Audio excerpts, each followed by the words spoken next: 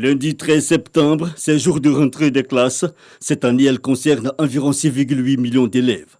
À Cocody, groupe scolaire Château d'eau, décor de premier jour, des tout petits en larmes et des parents venus ce jour même. Certains, quelque peu incrédules. Elle n'est pas encore rentrée en classe. Ils sont venus prendre des renseignements pour voir si ça a commencé, pour être rassurés que les cours ont déjà commencé. Donc ils sont venus vérifier et effectivement, les cours ont déjà commencé.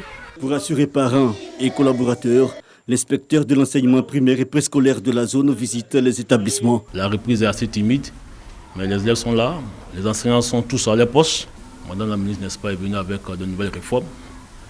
Et donc, nous avons déjà commencé à informer nos enseignants pour dire que cette année, le français, n'est-ce pas, va occuper pratiquement 50% du temps d'apprentissage, suivi donc des mathématiques à 40% et puis les autres 10%.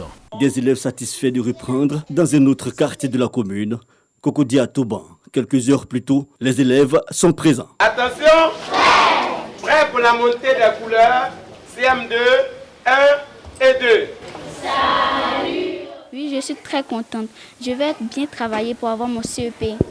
Autre commune, Koumassi, ce jour de rentrée est un moment particulier. Rétablissement de la dictée, redoublement aux primaires, suppression des frais annexes, interdiction de vente d'instruments didactiques à l'école, coefficient par discipline dans le premier cycle et évaluation annuelle des établissements privés. Quelques réformes pour cette année scolaire 2021-2022. Rappelons-le, le thème choisi par la tutelle est « Soyons tous des citoyens responsables pour une école de qualité ».